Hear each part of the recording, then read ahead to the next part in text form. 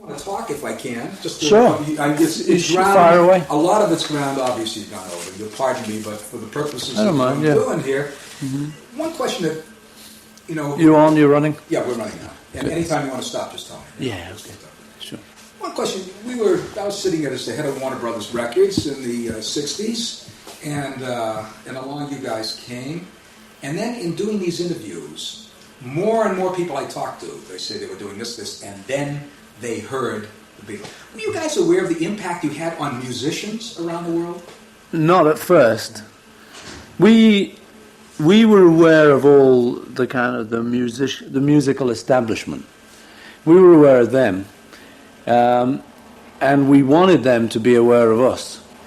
Lennon McCartney, the whole idea of calling it Lennon McCartney instead of Paul Lennon and John McCartney, the other way around, was kind of after Rodgers and Hammerstein. You know, it was a writing partnership, and we were kind of modelling ourselves on the establishment, really, even though we were coming from a pop rock and roll thing. So I think at first, like, we were aware more of them than they were of us. But as I say, when I wrote something like Yesterday, it was a kind of aim, really, was to impress people who knew music rather than just the teeny boppers. You know, we kind of written a few songs like that, simple teeny bopper stuff, which I like and that. But you always wanted, you'd be around musicians, you'd be around orchestras, you'd do a gig. There was a Northern Dance Orchestra up in Manchester. They were all the kind of the guys like we were listening to before, the brass players and the hardened guys who Sinatra would play with if he ever got that far up north, kind of thing. It was the top boys. And you'd always hang out with them a little bit and have jokes. And you always wanted to be respected in their eyes, because we sort of had the other respect. We had the kids' respect, and we had the youth market. But you wanted kind of good people like that to sort of know about you. But it took a long time for us to actually realise that we'd got through. I think we got through in a way by default, because at first I think a lot of people, it was just, what's the song, The Immovable Object and the Irresistible Force. We were the irresistible force that was not going to be stopped, just in a popular sense. You know, we'd kind of captured Liverpool, we'd captured London. It was like a military campaign. I mean, we were out to capture the world. So by the time we'd sort of made it in America, you were finding people like, I mean, I know Harold Arlen feels, a lot of people felt like the Beatles spoiled their thing. We changed the whole ball game. So a lot of people up until then who'd been writing sort of nice songs that occasionally would hit in the same way as they'd always done, found that some of these nice songs were no longer in the style that was acceptable.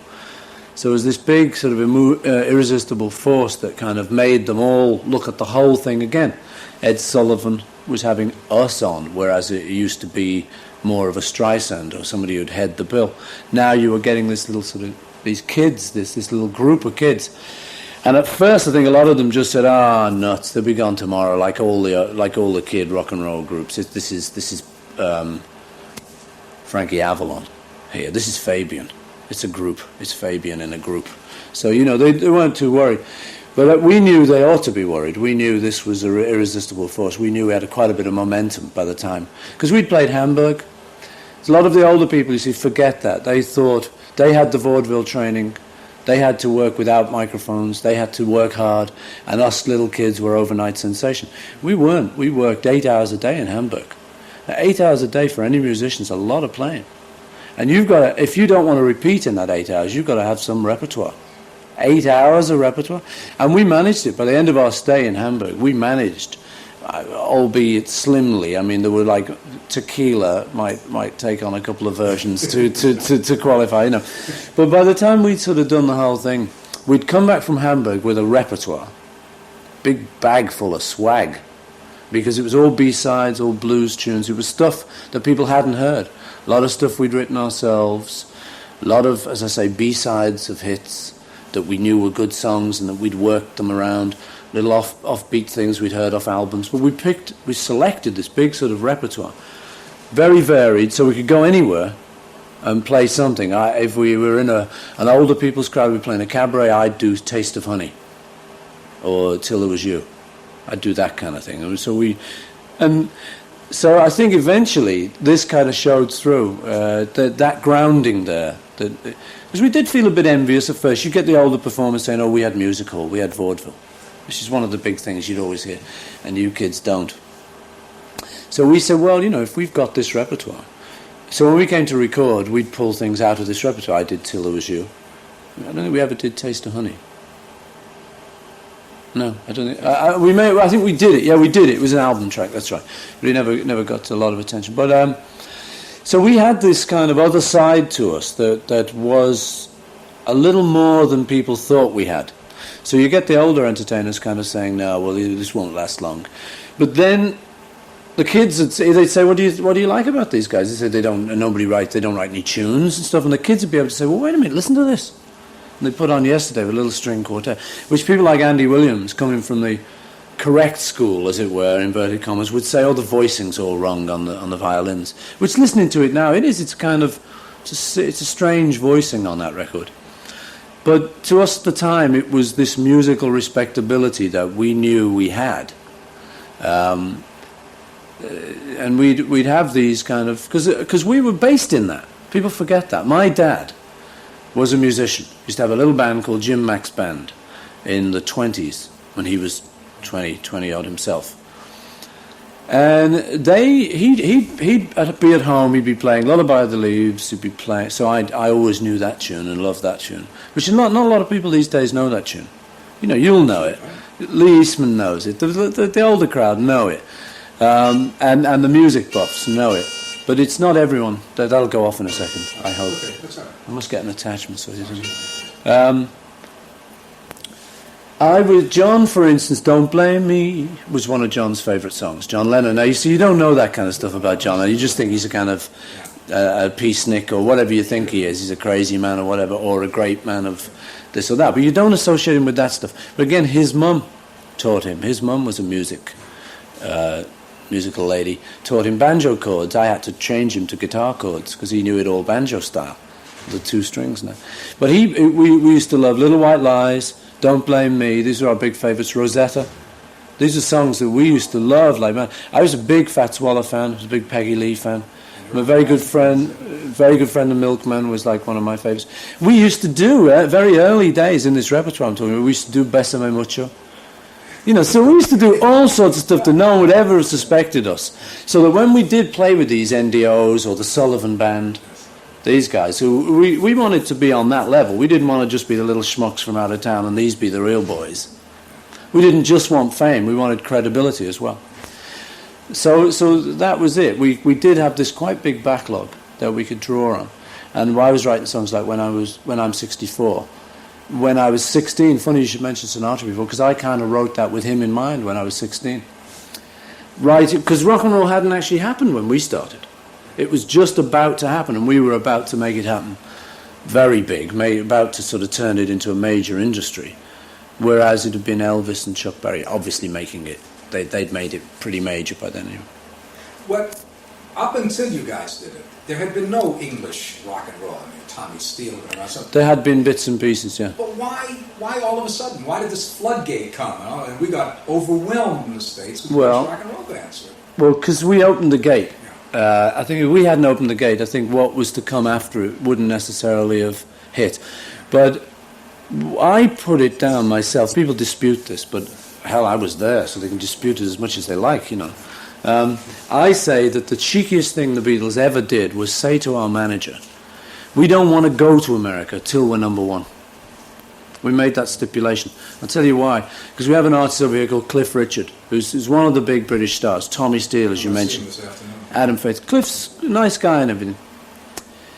But he'd been to America, and he'd been like about third or fourth on the bill to Frankie Avalon, Fabian, and who knows, topped the bill. But it was that kind of a bill, rock and roll package tour. The British guy coming.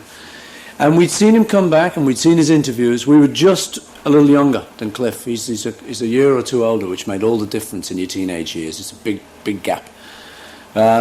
He'd come back, and we'd read his interviews, and he'd say, I had a great time over there, terrific, and I played a lot of gigs and things. And we'd kind of we'd say to ourselves, but he's not a hit. He's a major star. He's like Elvis over here. He's not making it over there. Then Adam Faith went over, Tommy Steele went over. And we'd see them all come back kind of saying, oh, I had a great time. It was wonderful, wonderful. But we'd wait. Well, where's the big number one hit then? You know, if they had a wonderful time, surely the Americans are going to be buying their records. But it never proved to be true. They were just a little European act. We'd got a bit too out of their depth. Gone and done a tour, not meant an awful lot. Come back, and then they were stars again when they came back here. So because of this, we'd seen this just for too long, about 2 years too much we'd seen this happening. So we said, well, we're not going to be another in that line. We said, we just don't want to go over. Don't book us third or fourth on a bill. We said, don't even think of booking us till we got a number one. And we actually, the arrogance, the sheer arrogance of a little bomb group, not even from London. You know, we're a complete sticks group. But we had enough savvy to just say, don't bother. Because we were huge in Liverpool. And we were huge in England, and we didn't want to come down a step. We wanted to be huge wherever we went. We didn't want to come. We didn't want to go to the small hotels now. We were on and up. We were on a roll, and so we had the sense to say a couple of us, all of us actually had quite good sort of street sense. We weren't the stupidest of groups. John was art college. Me and George were grammar school. What did everybody bring to the table? What was the chemistry? Within the group. Yeah. I mean, it's an impossible question to really answer, but I'll have a stab at it for you. John brought a biting wit, which was lacking in everything everybody else did. If you talk to Cliff this afternoon, you won't find a lot of biting wit. He's a nice guy, but you won't find a true wit. You won't find any Lenny Bruce there. But in John, there was a lot of Lenny Bruce. There was that kind of serious wit. We didn't want to be the same as anyone, so there was a desire to be different, which I think we all contributed on that one. John, certainly, a lot on that. I think I brought a commerciality. I think I have an ability to be commercial. I kind of feel like I know what people like a lot of the time. You can't be commercial all the time.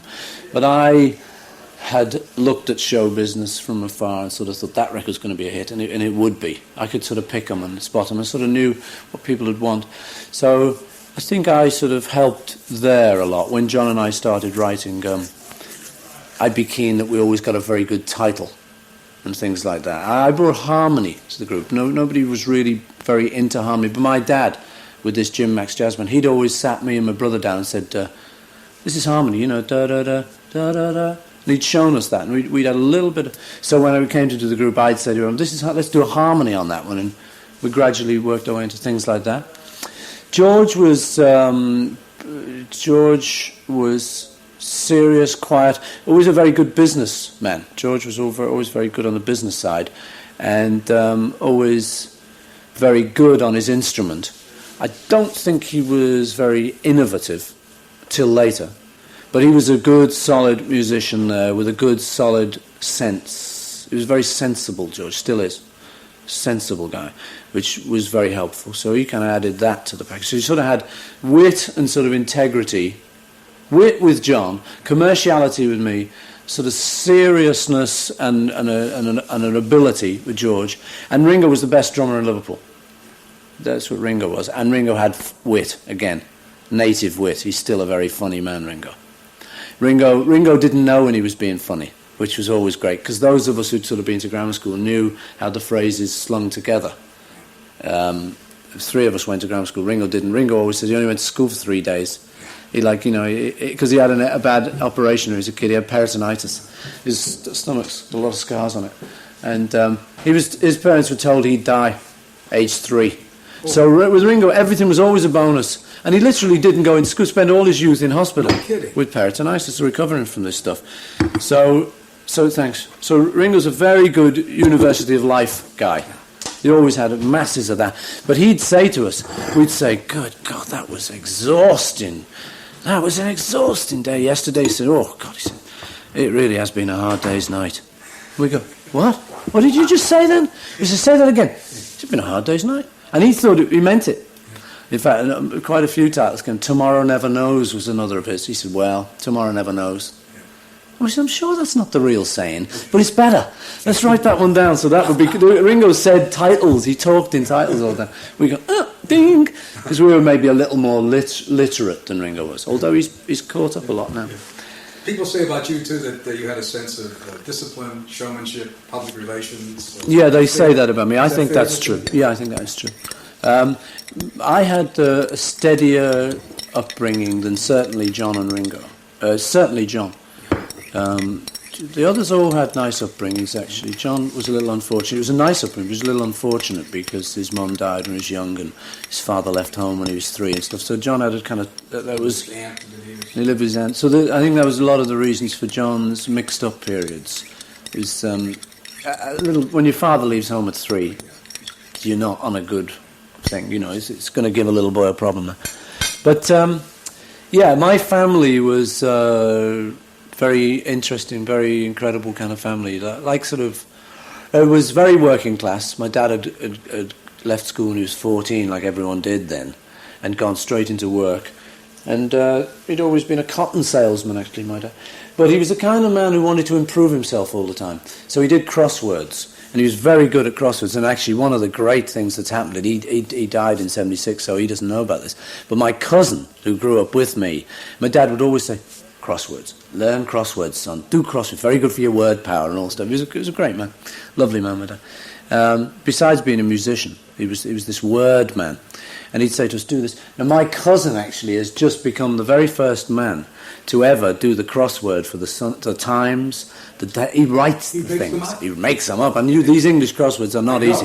Daily Telegraph, Times and The Guardian, my cousin wrote. The 3 hardest crosswords in Britain.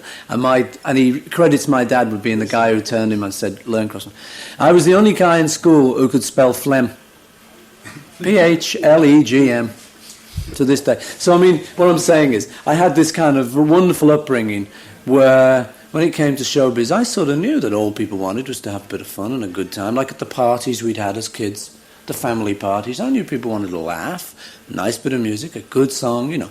I knew the older people wanted a little tearjerker, and, you know, I just somehow I knew all that stuff, whereas some other people didn't seem to know it as clearly as I did. So it was a kind of showbiz sort of thing in me, I guess through my dad. I talked to Peter Asher, and he said that at a certain point you guys felt that Brian Epstein really didn't know any more than you did about managing, but he was there, and that was it. I think towards the end of Brian's stint, that was true, because how it happened in the Beatles is we were first of all discovered, and it was they that made the records, and we just turned up, sang, then went to the pub. As things progressed, because we were bright young lads, we started to say, what's that? What are you doing there? Oh, you're putting tinniness on it, are you? We wouldn't know it was called top or treble. We wouldn't know any of the words. Bass. Oh, yeah, treble. Oh, that's what that stuff's called. Yeah, put a bit more of it on. Try a little more. No, the rule book. Try a bit more. And we pushed the barriers that way. So we got a lot of techniques out of doing that. Like phasing was one of the big techniques, and automatic double tracking, things that are accepted now, that are a part of studio equipment now. We kind of made them up just saying things like, you know when a radio goes funny and it goes...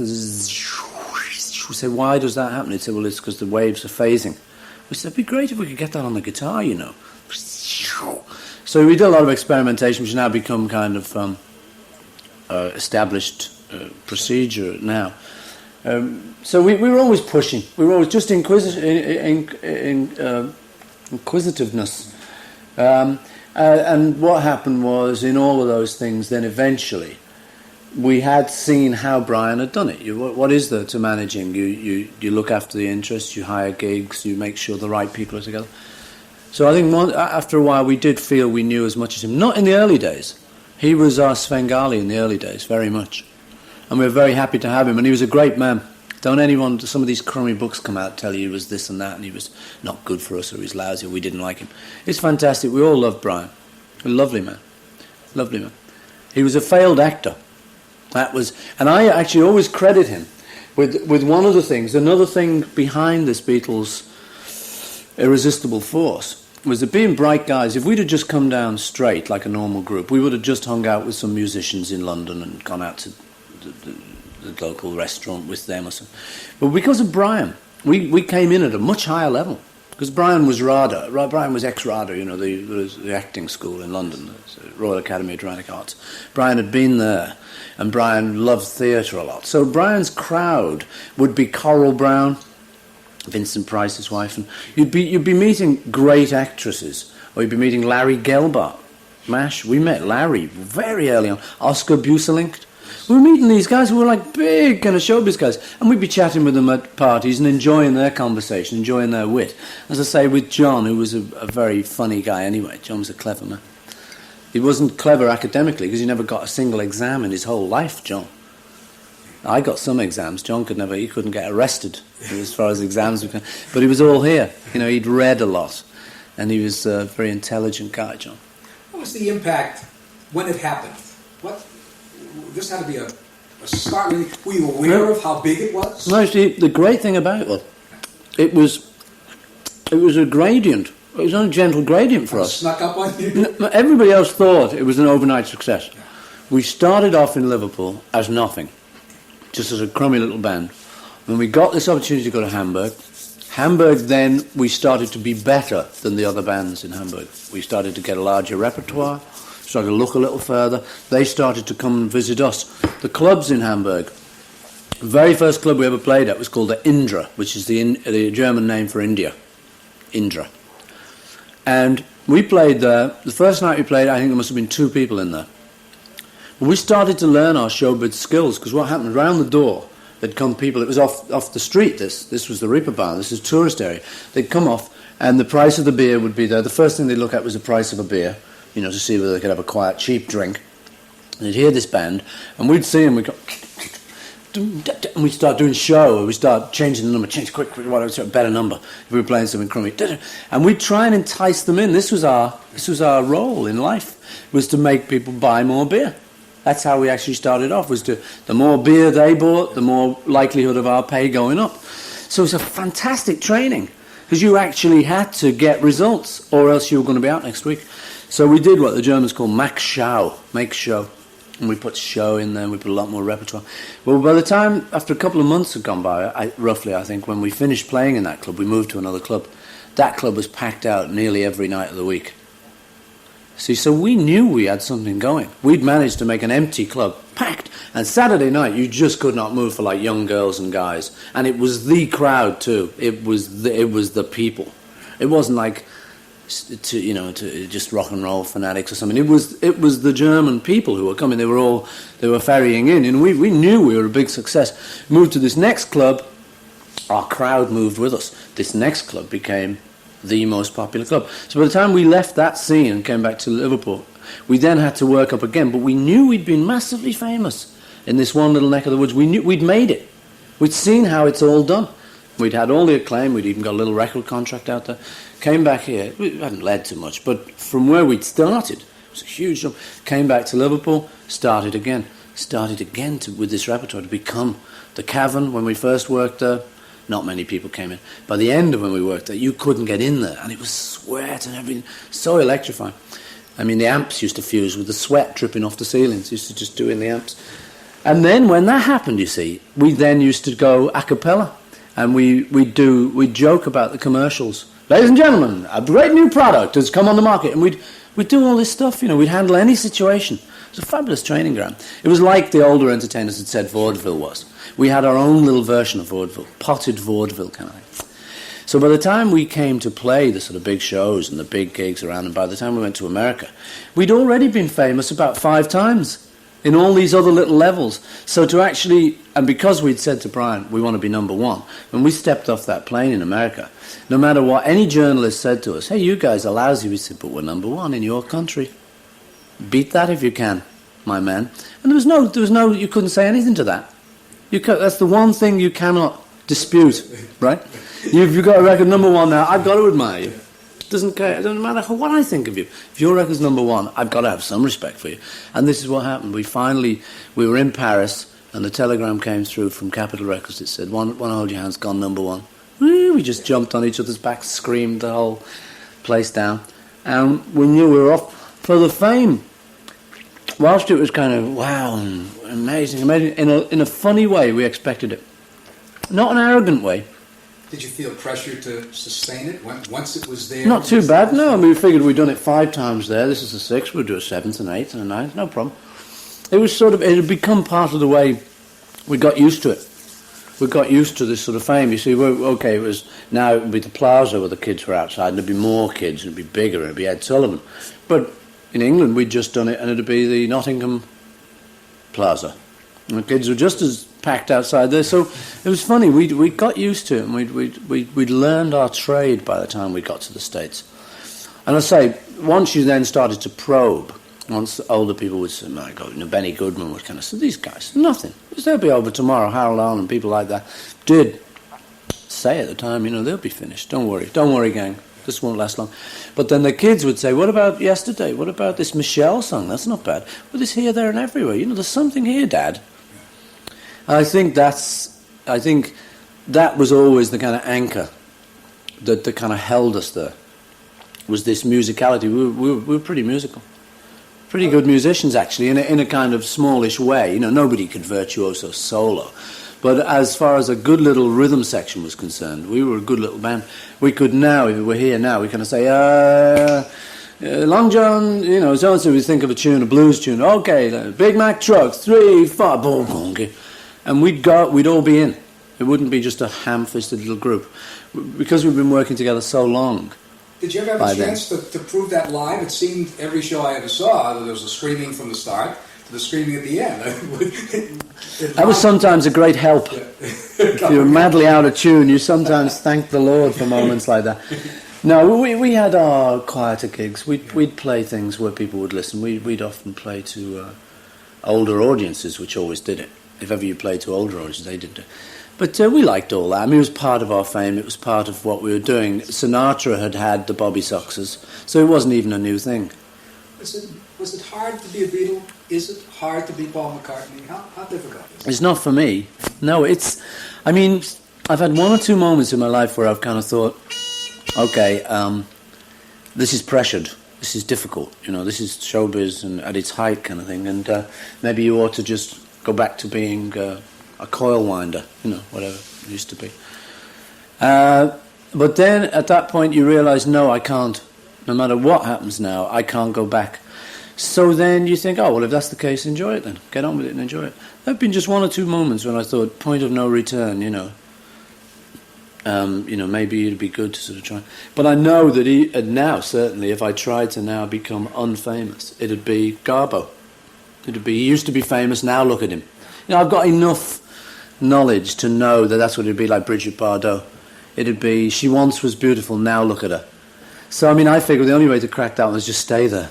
Don't go and hide, just stay in one form or another.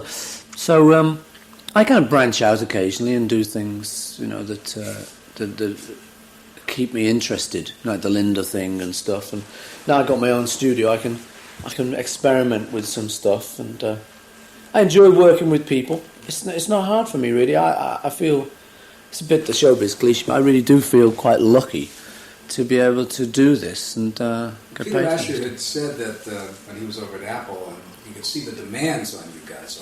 That was a difficult period. Heads of state, to do this, to be there. That had to be... Marcos, there was a big Marcos incident that we didn't realise we were getting involved in. Yeah, there was a lot of that.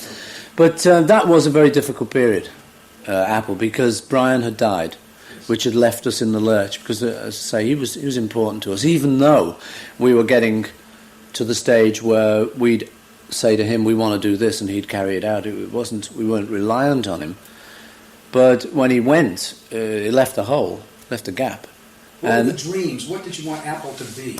We wanted Apple to be a very successful company which would be able to have a sort of more charitable feel to it than big businesses became. We always felt there was a sort of ugly face to capitalism, and Apple was going to be the pleasant face of capitalism.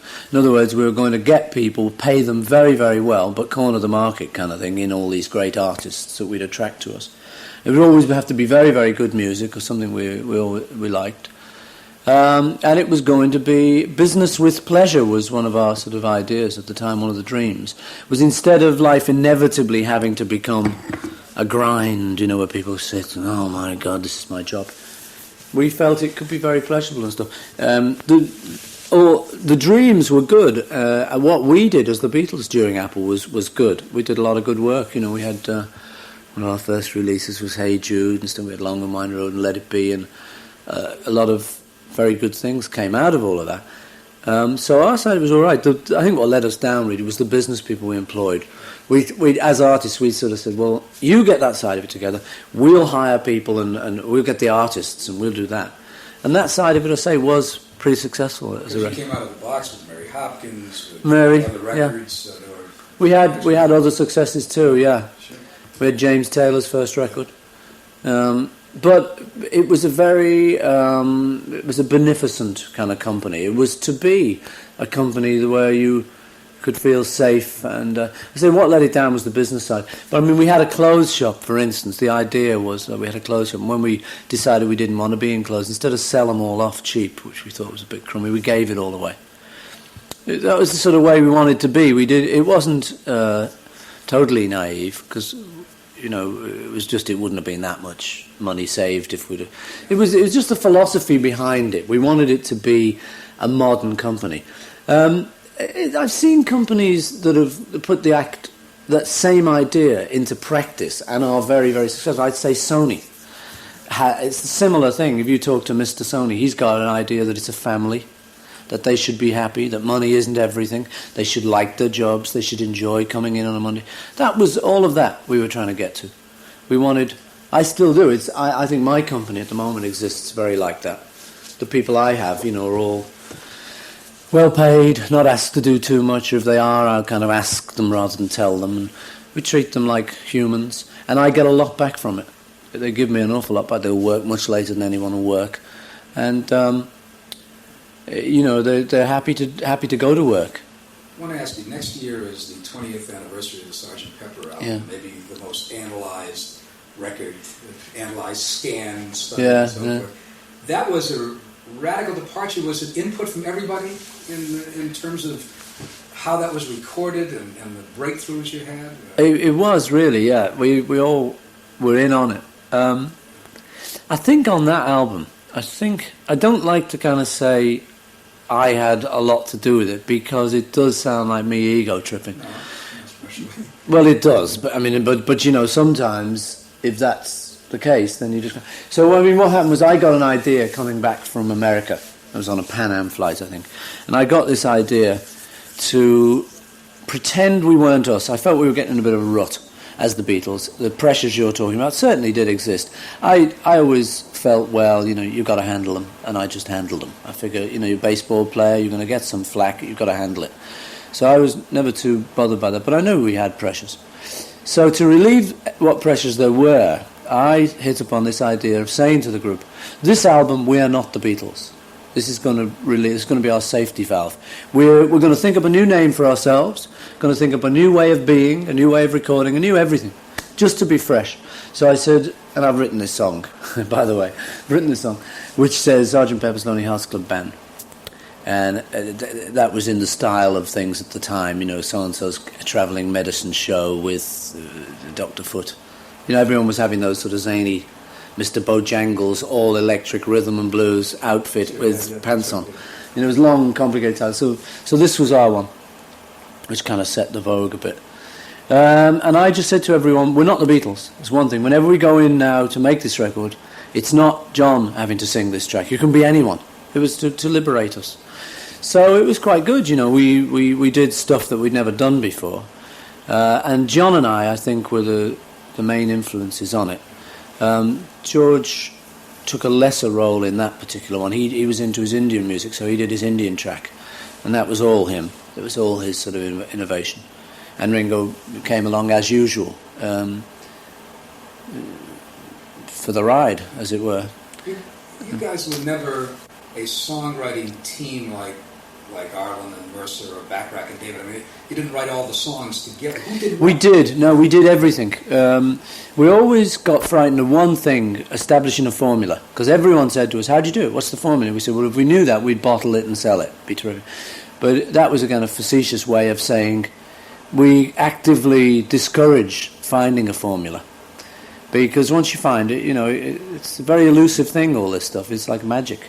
You find a formula to write, tear it up the next time you go to write. I've heard a lot of good people say this, de Kooning, painters like this. The minute you know how to paint, take a week off. It's wrong. There's something going wrong. To feel too smug about it. So what we used to do was, we did it 3 ways. Either we'd sit down with nothing and 2 guitars, nearly always 2 guitars, which is always, I still think, is a very good way to write with people, because it's like a mirror. You can see what he's doing, he can see exactly what you're doing. You get ideas off each other. It's better than the mirror, because it's another person mirroring what you're doing. So it's good. You're plonking away in D, and you can see where his fingers might go. And it suggests directions and stuff. 3 ways we wrote. Either just sitting down over 2 acoustics with a blank piece of paper, and we'd write from the ground up, of which there were a number of songs. I think She Loves You was one of them, From Me to You. A lot of earlier songs, This Boy. Most of them, a lot of them were written like that. Then there would be the other way, which would be one of us would have an idea. I remember I used to drive out to John's house. He lived in the country, I lived in London. I'd drive out, and I remember the chauffeur once said, I said, had a good week? He said, oh yeah, he said, I'm very busy. He said, at the moment, he said, I'm working 8 days a week. And I thought, 8 days a week, there's a title. So when I got to John's house, I said, 8 days a week. So that was the second way, where one of us would have a concept, and then we both sit down and write it together. Norwegian Wood was like that. Where John just had the first idea. I once had a girl, or should I say, she once had me. That was John's. And then I arrived, and we finished it, and all the burning of the flat and the wood and all this idea, I sort of started to throw in, and it all got a bit more bizarre when the 2 of us got on it. Something like In My Life, again, would be John's idea, and I'd write the melody to it for him. So we did it every which way. So that first it was either just 2 of us with a blank sheet of paper. Second method was one of us would have the germ of an idea, and then the 2 of us would finish it up. Or the third method was that each of us would have the germ of the idea separately, and not be going to see each other for a week and be too hot to stop, like Yesterday. A lot of my ballady stuff I wrote on my own, not particularly with John, like Yesterday, Michelle, Long and Mine Road, Let It Be, Ellen Rigby. A lot of that kind of stuff that I'm sort of more known for would just be me sitting at home, Lady Madonna and some stuff like that, Fool on the Hill. And then I'd always take it, like Ellen Rigby, I remember taking it to John's and saying, I need a third verse. So it was every which way. We worked completely together in the accepted way of doing it, and we were always very happy to keep it very loose, so that there never was a formula. In the split and the breakup, were creative differences ever a factor, or was it all the external stuff, the other things? I think creative differences may have been a minor factor, but it would be very much a minor factor, because nearly always we liked what we brought each other. I always liked John's. John could spot a bum line, which I always found very beneficial. One of our very early songs, I Saw Her Standing There, which opens up, she was just 17. And this is when we were 18 or something, so we were writing about. This is way back before we'd hardly written anything. The lyrics, we didn't understand about lyrics then. It was just because anything rock and roll. Chuck Berry was the best lyricist around anyway for rock and roll at the time, and we tried to write like that. We couldn't do it. He was just. I still think Chuck's a monster lyricist for what he did. Amazing. I love some of his stuff. Memphis, Tennessee, and stuff. It's just clever stuff. It's in. Teachers teaching the golden There's rule. some very good stuff there. It's rock and roll and stuff, and it's not obviously as establishments, but it's very clever stuff. But we did a song. She was just 17, and my second line was she'd never been a beauty queen, and John went, "Ooh," and that would be the kind of benefit he would. He'd wince at a bad line like that. And we go, "Oh well, what do you reckon?" And we'd come up with something better, and it ended up she was just 17. You know what I mean, which became a big kind of catchphrase. Mamas and Papas put it in one of their songs then later. You know what I mean? It was like, very in little phrase. It became picked up by a lot of people. But that was certainly better than Beauty Queen. Do you know what I mean? So John would do that, and I'd do that with his stuff too. We were very good at editing each other's work. So right up until the break with the group, one of the very last things we did together, he would call me in and we'd just sort of finish off the thing, and he wanted to record with me and stuff. So the creative things weren't really the problem at all. In fact, I think we were always very happy with that. Occasionally we'd disagree. But the good thing about the Beatles, it was if there was a veto, if anyone vetoed it, the idea went, which is a good idea. It wasn't majority rule, which it got to be later. With the business stuff, it got to be 3 votes to 1. There was always one person annoyed at the decision. Whereas earlier days, and creatively, it had always been, if Ringo said, I can't play to that. I'd be like, oh, what's wrong with it? And we'd change it to suit him. So it was very good. If there was anything problem about it, one of us would spot it, and then it would be changed. So by the time it arrived on the market, it had pretty much been snagged down. It pretty had quality control done on it, by each one of us. We're all, Ringo's a big blues, country and western fan, and he knows his kind of Bill Monroe's and his Jimmy Rogers, and he knows his early stuff. He's very early blues imports, Ringo. So, he knows kind of good music and stuff, and he'd veto stuff if it sounded a bit soppy or wasn't good. John was, say, more literate. Here, it shouldn't have been, because he didn't pass any exams, like I say, he never did anything, but he just was. So you had a lot of influences kind of vetoing all this stuff and fixing it before it ever got out. You haven't had any of that, have you? Or have you since... Since then, no, that's not really, no. I do miss it, yeah. It's very hard to replace someone like John. Should I say impossible? I mean, the relationship we had coming as kids together, So, I mean, I've worked with other people, and I've had some fun with other people and stuff, but I think probably the best stuff I've done since the Beatles has been stuff I've just done on my own, which wasn't different from how we used to work. In my yesterday kind of phase, I've sort of done stuff like My Love and Mullard Kintyre and a couple of things that have been quite popular, Maybe I'm Amazed and stuff like that I think stacks up with the Beatles stuff. But co-written stuff, obviously, I don't think it's been anywhere near as good, because, well, you're really only talking 4 people. Denny Lane, who obviously to me was nowhere near as good as John. Stevie Wonder, who's very good but not lyrical. He's not a lyricist, Stevie. He's a great musician, a great groover and a great magic musician, obviously. And Michael Jackson, who I don't think is as much a writer as he is a performer. And then Eric Stewart recently, who again is good, but he's not as good as John. He's written some nice songs. He wrote "I'm Not in Love," which is a big hit for 10cc. It's very good. There had to be some insecurity and trepidation when you went off to start your own career by yourself. Yeah, a lot of it really. I can't believe some of the stuff we did. I mean, Linda and I look back at it and I said, God, did we do that? I mean, it must have been mad. But we did a lot on intuition. I basically knew I didn't want to retire aged 30. I figured I had a couple of years left in me, and I didn't like the idea of getting out of the music business, but it was a question with the Beatles to follow that. Virtually impossible. You can't follow an act like that. You can't just come up the next week. So I decided to go back to square one. It was all instinct. It's like a homing pigeon. They don't know why they do it, but they just do it.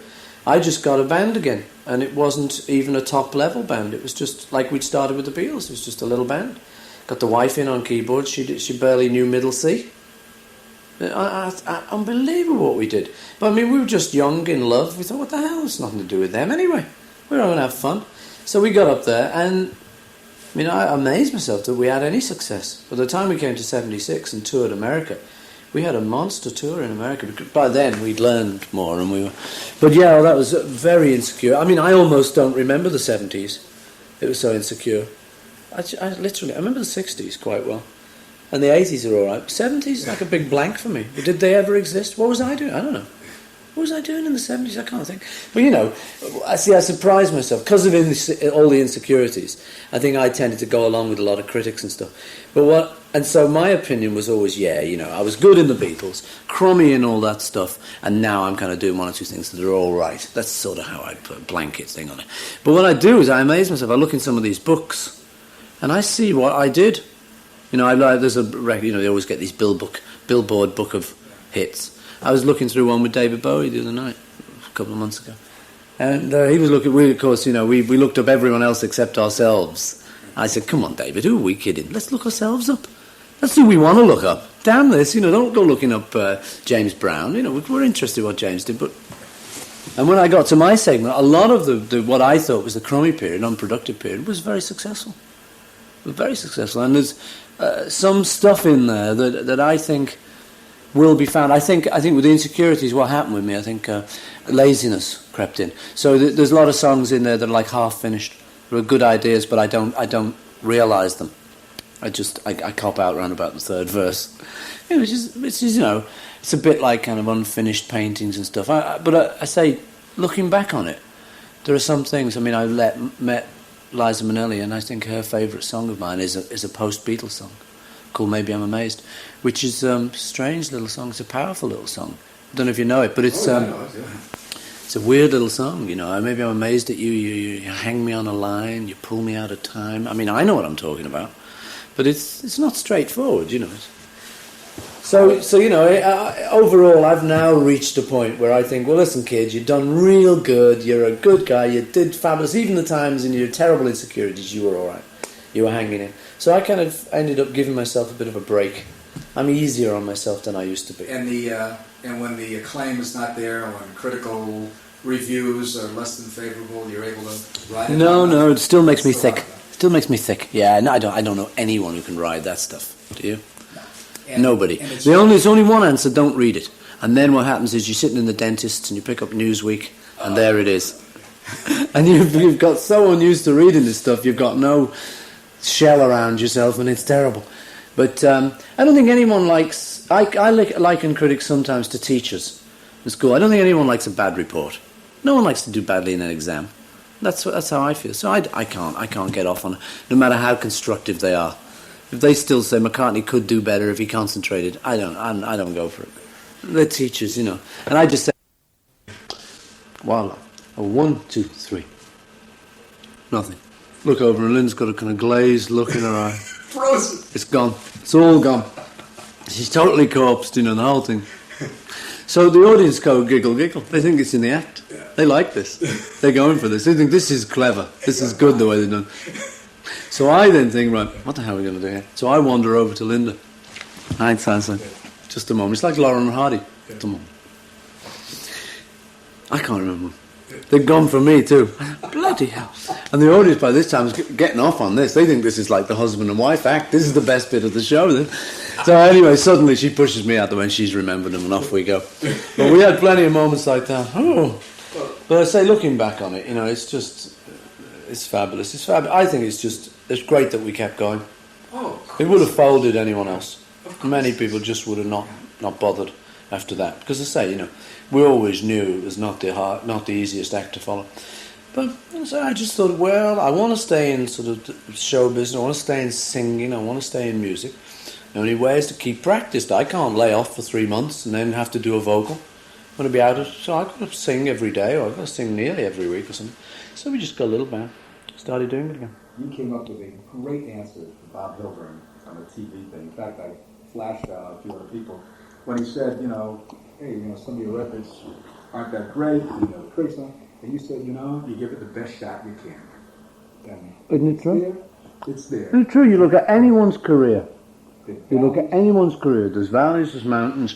I remember looking at Sinatra. Sinatra took some of the biggest valleys going, right? He was just a dead duck. Now he's good old Frank, and he's still revered. So I always thought that, it panics you at first, because you don't have the sense to realise that at first. You think, it's a dip. I just done a movie, didn't do well. I start to relax. You think, okay, it's not the first movie hasn't done well. Why didn't it do well? I understand why. Director had never made a feature before. I wrote the screenplay. It was the first draft. No one did a second, third, fourth. Which I can see now what we should have done. So I try and just sort of rationalise it out and just say, well, maybe the next one we'll hit it. And you hear so much of that. Spielberg's pictures, he can't get arrested, and then suddenly he's in his flavour of the month, and then everything he does turns to go. I mean, I look at my whole career, and luckily I've done a lot. Luckily I got a lot of peaks where I can say, well, you didn't do bad, kid. And I can kind of look at it all now and sort of say, you've done all right. Perspective. And even if I do nothing from now on in, which I intend not to do, I intend to still do. I'm still looking to write my best song soon. Won't be long. You know, I still want to outdo yesterday myself, certainly. And it's all here, you know, I still feel like I will. I feel like I've hardly begun. In fact, Lee Eastman, he says, you only just started, Paul. Because he sees things for me. He's a great guy, Lee. Anybody you'd like to record with, any project you'd love to take on if the world were wide open to you? Not immediately comes to mind. There are things that come to mind occasionally, you know, and I think of. There are lots of interesting areas. I remember I think it was coming up to 30. It must have been like about 27 or something. I could kind of look for these dates, but I'm a bit hazy on dates. I've never been a person who... I'm not that kind of organised type person. I'm a bit more flaky, artistic. I feel I have to be creative. I have to let a few areas not be like, you know, so I'm not too good on dates and stuff. But around about the time of Eleanor Rigby, which I roughly think I'd be about 25, 26 or something, but then I remember thinking, what are you going to be doing when you're 30?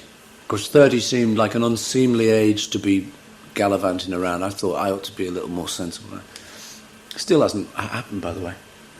But I did look at that age and think, well, you know, you ought to do something that looks becoming, you know. And I thought, serious music. Why not? Fabulous. Why not move away from kind of pop and move into stuff, move into music as such? Because, I mean, my particular thing I find easy is melody.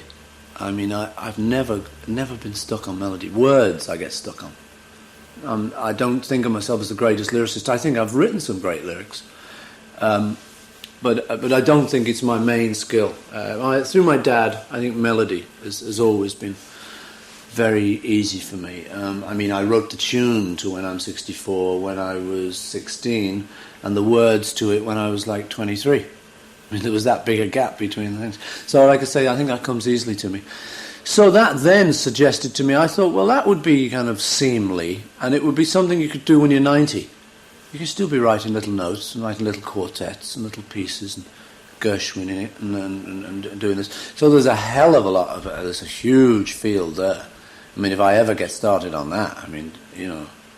Up to this point in your career, because there's obviously more to come and you're going to try, and if you could put 6 months or a year in a bottle, you put it on a shelf, then when you are 90, pull it down off the shelf and say, that I'd like to live again. You got a time frame that you can... No, I'm not very good with dates. I mean, all I would think would be the first flush of Beatles success. Sort of, I don't know, it will be in the first couple of years after the first number one, when things were very simple. You know the song Try to Remember? Da, da, da, da, that kind of thing. The early Beatles days. When the lyrics of that are great. I just got a great version of it the other night. What are the lyrics? Try to remember the kind of September when mellow and things were all very tender and simple. You know, that kind of... Well, early Beatles success was very simple and uncomplicated, and we hadn't learned about taxmen yet, and we hadn't learned about tax shelter schemes and all of that. And the music was flowing nicely. Some of the early albums, I think, around about Rubber Soul, Revolver, it was quite a nice period. But I've been lucky. There have been a lot of good periods. It would be very difficult to just take that out, because then I got to come up to Sgt. Pepper, and that was one hell of a period. Completely different, like another lifetime. We were like different people by then. Because of the drugs thing, you have to remember, in the 60s, there was this new thing, which had always been there with the musicians, the jazz musicians and stuff. But we'd just become introduced to it through the sort of the hippie kind of thing that was happening then. And Sgt. Pepper owes a lot to drugs, to pot and stuff. That was us getting into that. It was rather innocent. Compared to what you talk about these days, it was very innocent. It was never seriously heavy stuff. Things got heavier later with one or two of us, but then it was quite mild. It was like a drink. It was nothing. It was never lethal. It was never that crazy. We were never sort of out of it on the floor like you'd hear about Stones sessions where they couldn't wake the guitarist up, and it was never that. We were always just a little bit sort of merry or whatever it was, but it certainly made our minds go, yeah, we could do that. Wow, look, if we can do that, why couldn't we do that? And possibilities started to come in like mad. So that was a very rich period. for that. I mean, lyrically, there's a song called "Being for the Benefit of Mr. Kite," which is on Sgt. Pepper, which is one people liked a lot of the time. Now that was actually taken down off a poster, something that we would have never seen that had it not been for the frame of mind we were in, where all things were becoming possible. They said it was mind expanding, and that was the kind of thing we were getting into at the time. We were sitting in John's house, we were writing for Sgt. Pepper, and he just said, "Look at this poster, look at this. Being for the benefit of Mr. Kite, Pablo Fanke's Fur, Somersaults, Henry the Horse." So we just read the whole thing down and just wrote lyrics to the whole thing. And a song called Paperback Writer, I suddenly had the idea to write a letter to a newspaper. And the original lyrics of Paperback Writer, I don't know where they are, I might have them in a drawer somewhere. They're written in the form of a letter, because the lyrics start off, "Dear Sir or Madam." And then there's a comma, and you go to the next line, and then the lyrics start. And it's just written as a prose letter. "Dear Sir or Madam, as the case may be, I can make $1 million for you overnight, and so on, so on, I'm writing paperbacks, and so because I want to be a paperback writer. I could, and it's those kind of ideas, instead of just writing in